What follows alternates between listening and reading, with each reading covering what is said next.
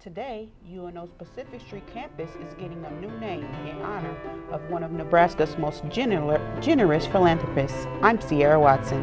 And we'll be joined in studio by Don Bacon, the Republican candidate for the U.S. House 2nd Congressional District seat. I'm Avery Wink. These stories and more coming up on the Omaha News.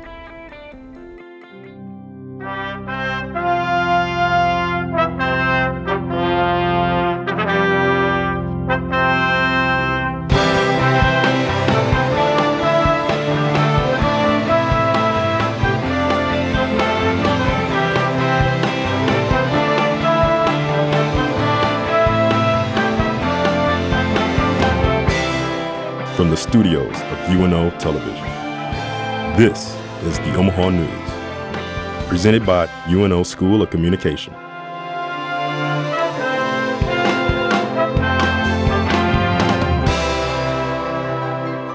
Today, UNO dedicated its South Campus to one of its most generous donors. Our reporter Justin Eidelman is live at what is now called Walter Scott Campus. Justin? Thanks, Avery. I'm here at 67th and Pacific, where the dedication ceremony for Walter Scott just ended about an hour ago. UNO officials say the honoring of Scott is well-deserved. When people hear Walter Scott Jr.'s name on campus, what do they think? Well, I think people associate Mr. Scott's name with his philanthropic efforts.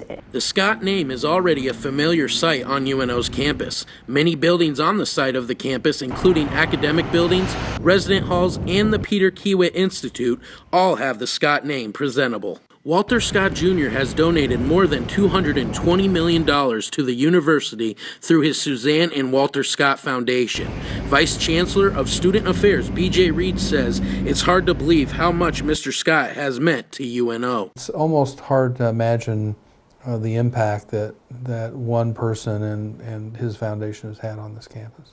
Mr. Reed says since the building of the Peter Kiewit Institute, Mr. Scott has been a part of making the Pacific campus more attractable. It's just continued from that date, and he's really provided funding for a number of projects tied to UNO. Each year, over 100 Scott scholars pursue degrees on the Omaha campus. The Walter Scott Jr. Scholarship Manager, Leah Ellis, says they are very thankful for Mr. Scott's efforts. We are fortunate enough, though, to be at the Peter Kiewit Institute, where he is so highly involved, and of course is the benefactor of the Walter Scott Jr. Scholarship. Without Walter Scott's contributions, UNO would not be where it is today.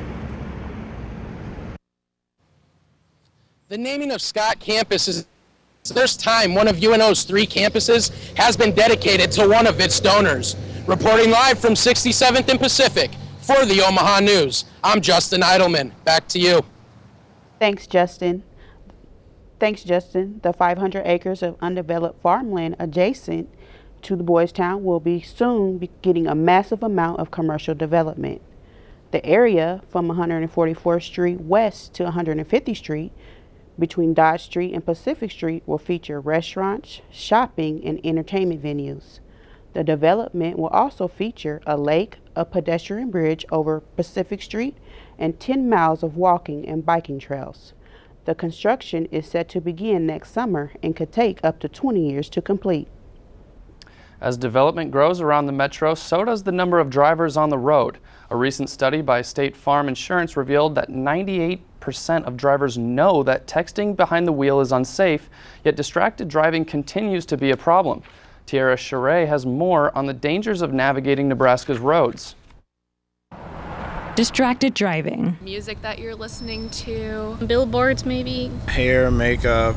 Distractions now rank among alcohol and speeding as leading factors in serious crashes. Just 2 weeks ago, a driver on his cell phone caused a crash. He was coming really fast, and I couldn't move because there was a red light, but it turned green, and the guy never slowed down for me. He might have slowed down if his eyes had been on the road. He hit me, and once I got out of the car, he was like, "Oh, I'm so sorry." When I looked up, the light was green, so I didn't even see you there. Cell phones were involved in more than a quarter of crashes in 2012. The National Safety Council of Nebraska hopes to end this rising problem through education, advocacy, and outreach. When you're talking on a cell phone, you really are suffering from something called inattention blindness.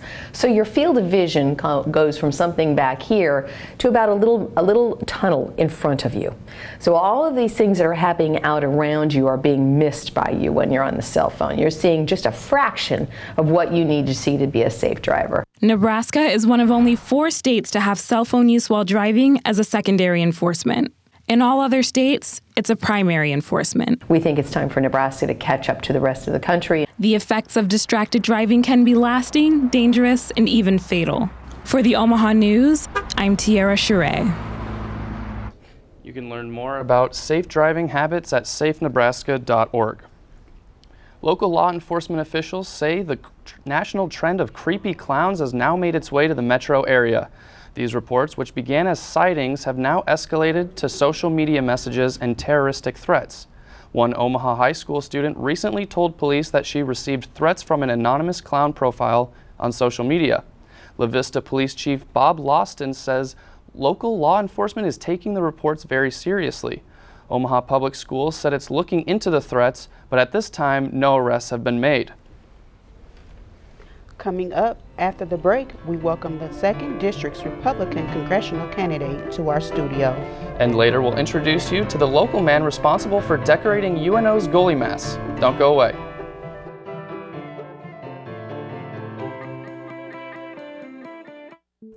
I feel like this is my chance. Haunted Heartland is the event that we spend all year preparing for. It's all the late nights, training, the hard work, it's all for this. It's really the Super Bowl for monsters. There's no room for error, but I feel like I am the scariest I've been in my career, and this is how legends are born.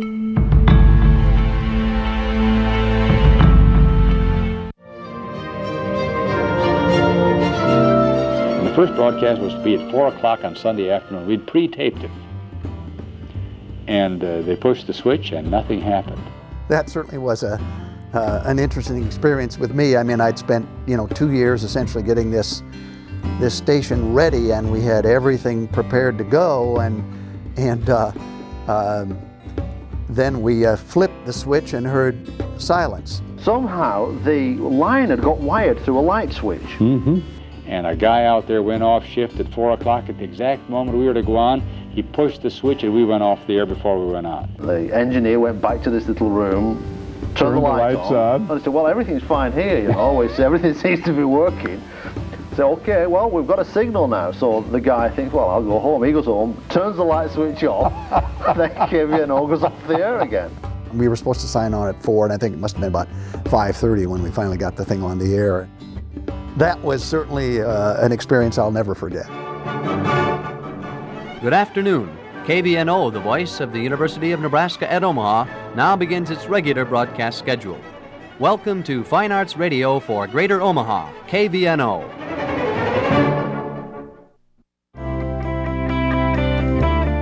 This is the Omaha News.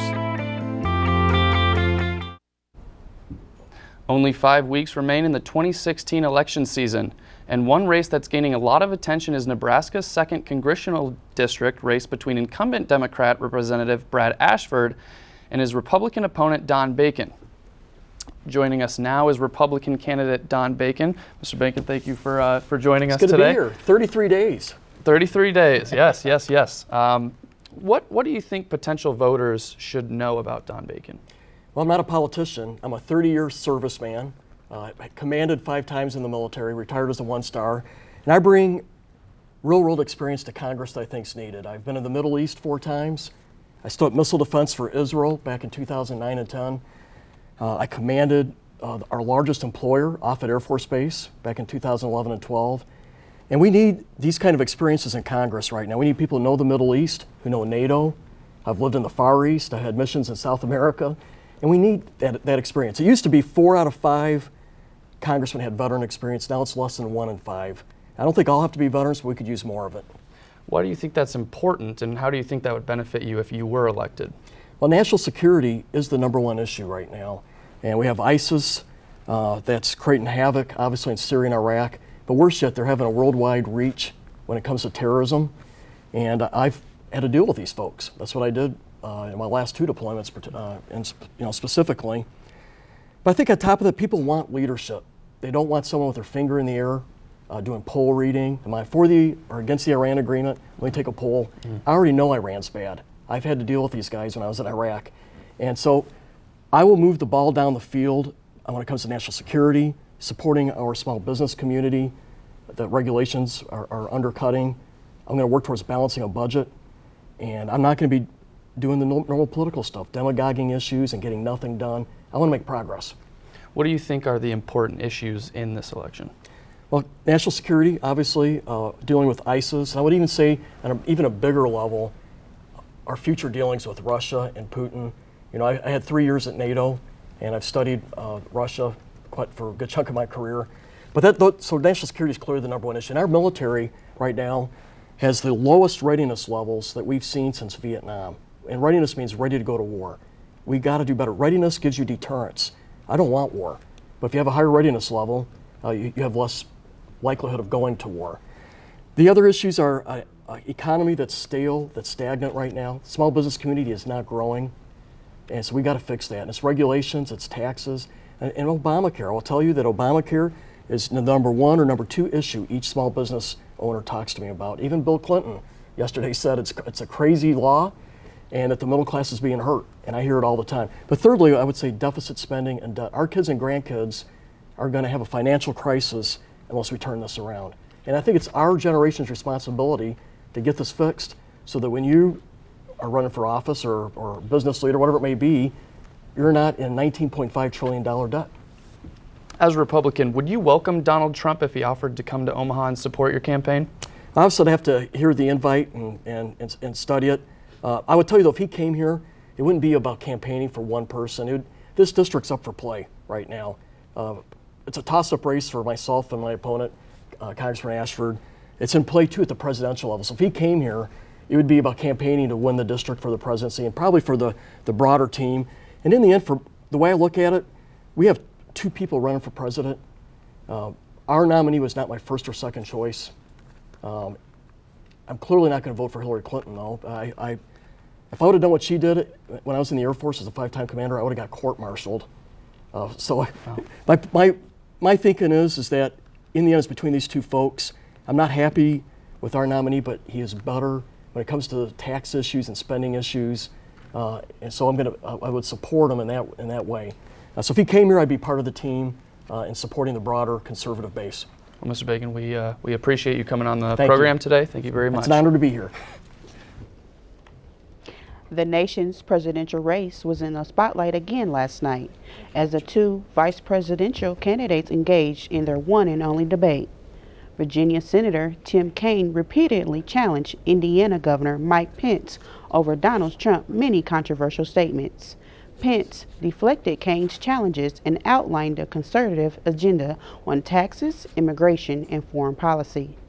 The second debate between Donald Trump and Hillary Clinton takes place this Sunday night in St. Louis.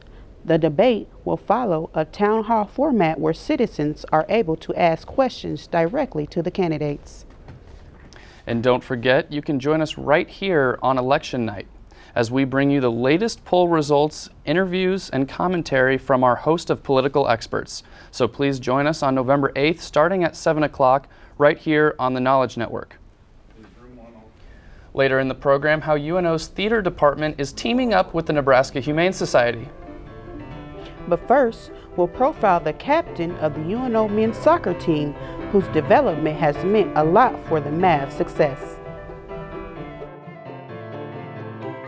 Just recently, Mav Radio has won several awards, both from the Nebraska Broadcasters Association as well as the Broadcast Education Association. And I think it just is proof that our students are doing work that is equivalent, if not surpassing, other students around the nation. So I'm really proud of where we've come, and I can't wait to see where we're going.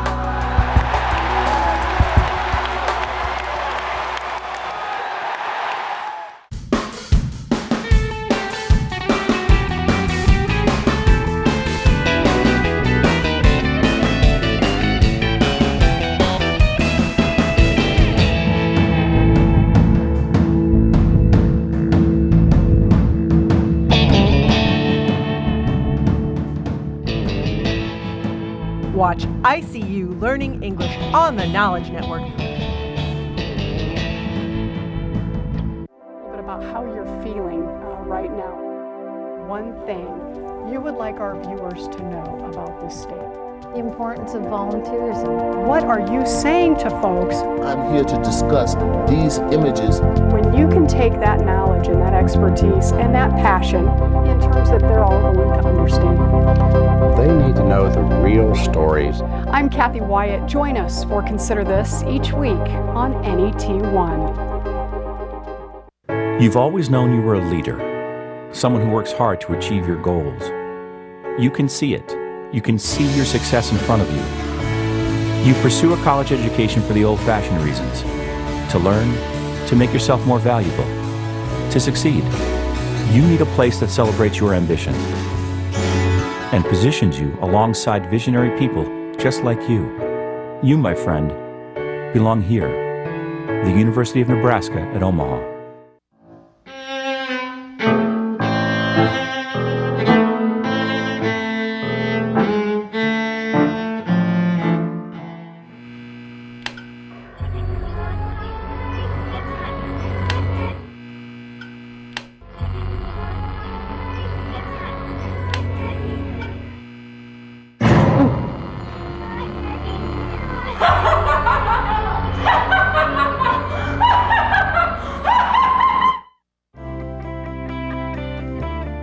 This is the Omaha News.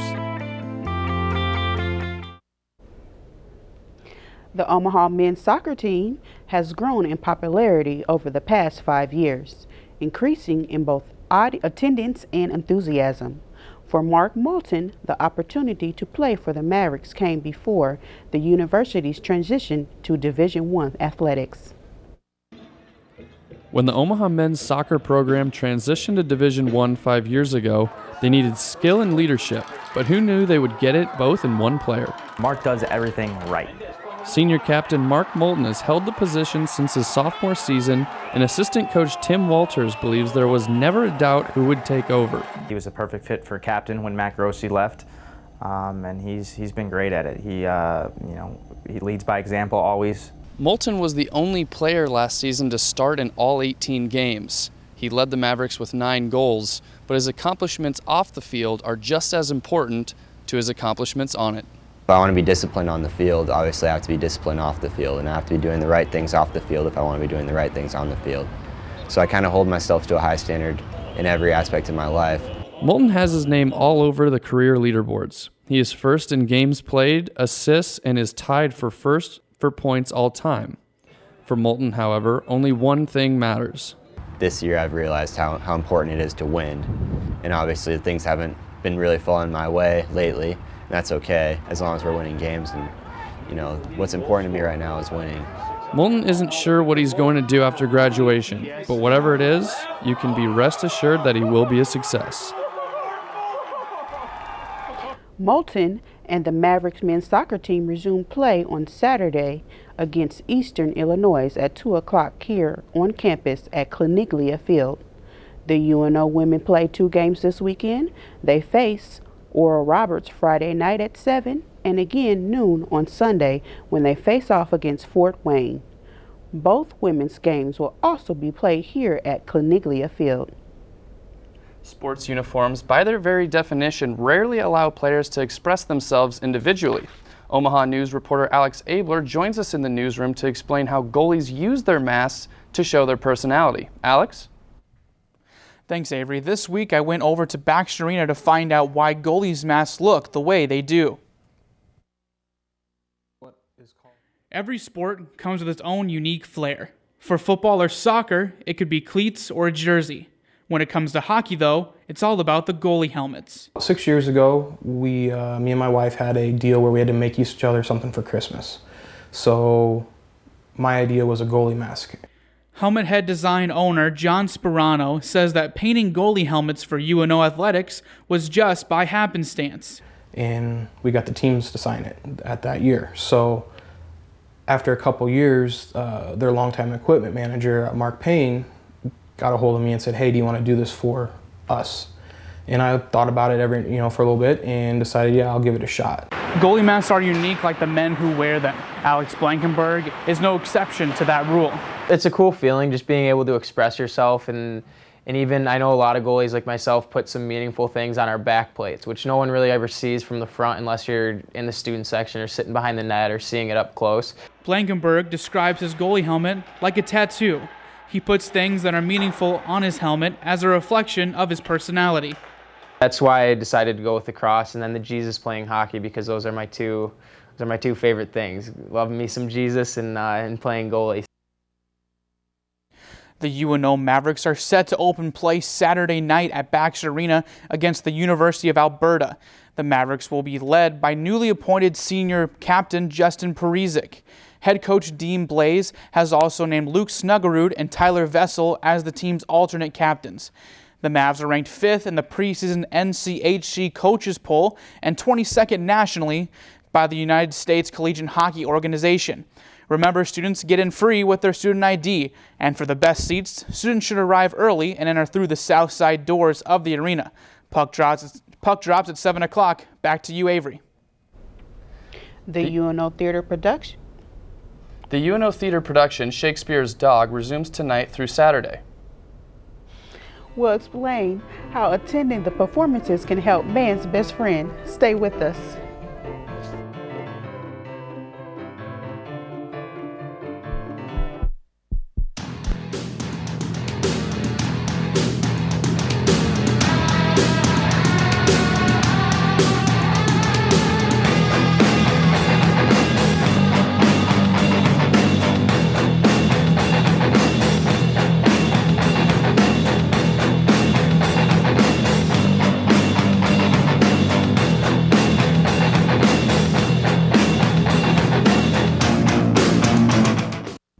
UNO TV invites you to take a journey around the world, to lush jungles with endangered species, to exotic lands and different cultures, to lost cities beneath the sands. Travel through time to see ancient secrets on the other side of the world, the growth of the American West, or the start of Nebraska's largest city, or just explore our state. Find out about Nebraska in World War II. Learn how Omaha has grown since. Discover the effort to renovate its green spaces, the history of one of its most impressive buildings, or look at its internationally recognized university. For over 20 years, UNO TV has produced award-winning documentaries that explore, educate, and enlighten. To find out more, call 402-554-2516 or visit unotv.unomaha.edu. UNO's current production, Shakespeare's Dog, has only a few performances left, but unique to this production is the coordination with a local nonprofit organization to promote animal adoptions. After 4 long weeks of rehearsals, the University of Nebraska at Omaha's first theater production of the academic year, Shakespeare's Dog, is underway. In this play, Will Shakespeare is at this really big turning point in his life, something similar that we all go through. He's just at the point where he's out of school, and he has to decide what is he going to do for the rest of his life. And the white feet are too, no doubt, like the pimply will. Play that's full of like heart, so I think that a lot of people could relate to the story that they're going through, you know, whether it's self-realization, whether it's going through that, you know, quarter-life crisis that all of the college students are going through. In the play, Shakespeare finds a dog when he's out hunting and takes him in. And just as Shakespeare helps out his new furry friend, audience members will be able to help out animals from the Omaha community by donating to the Nebraska Humane Society at the performances. You walk in and there's this beautiful big facility that is really well staffed, and they were happy animals, and I talked to someone about how they look after them, and I was so impressed that I thought, you know, why don't we try and do something for this organization? Along with displaying pictures of the animals ready for adoption outside the theater, the actors will be at the exits with dog bowls taking donations. If we can help one pet get adopted that wouldn't otherwise have gotten adopted by doing this production, I will be really happy. Shakespeare's Dog will continue their performances October 5th through the 8th. For the Omaha News, I'm Carrie Bartholomew. Performances of Shakespeare's Dog resume today and will run through Saturday. In the near Northside neighborhood along 24th Street, an Omaha newspaper has kept its community informed for almost 80 years. This week, I sat down with the publisher of the iconic Omaha Star. After the February 2016 death of Margarita Washington, the women of the Omaha Star continue on in memorializing its founder's name. We established the Mildred Brown Memorial Study Center. And the reason it was established was to keep the legacy of Mildred going. One example would be by the newspaper offering scholarships to youth who are interested in pursuing a degree in communications. So there are scholarships available through the Mildred Brown Study Center, as well as the Junior Journalist Program, and then archiving in the history of the Omaha Star. One thing that Miss Washington wanted to keep in the minds of the North Omaha community before her passing is that the Omaha Star is not only a cornerstone, but they are also here to support its youth as well. Where we're trying to address 200 youth in an all-day seminar on finding your voice. On the corner of 24th and Grand Street sits the Omaha Star. In 2008, the Omaha Star became enlisted in the near Northside neighborhood by the National Register of Historic Places. And with the circulation of over 30,000 newspapers in 48 states, it's easy to see why the Omaha Star holds a special place in the memories for many of its readers. Omaha Star used to do an article about family every week. So we were the family of the week. Through its bi-weekly circulation, the Omaha Star still serves as the only true voice for the residents of the North Omaha community. The Omaha Star is Nebraska's only African-American newspaper that is owned and operated by female. That's our program for today. You can find additional stories on our website, theomahanews.wordpress.com. You can also follow the Omaha News on Facebook. For all of us at the Omaha News, thanks for watching. We'll see you next week.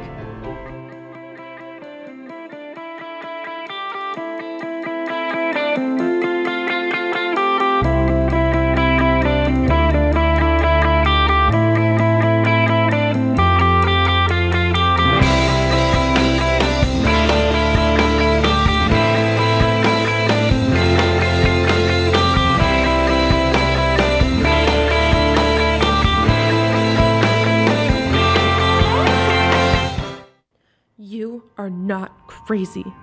Where is the last place you remember other than here? Trees, sunlight, a forest? No, tall plants, still sunlight, a prairie. Maybe there was a barn in the prairie, still sunlight. No sunlight. I don't remember. I don't remember. I'm not crazy. I am not crazy. I'm not crazy. The University of Nebraska at Omaha is a place for tomorrow's leaders, a place where individuals converge on a path to success, getting the attention and direction they need as they begin their career. It's where students take pride in serving Omaha, a city we've invested in for more than 100 years.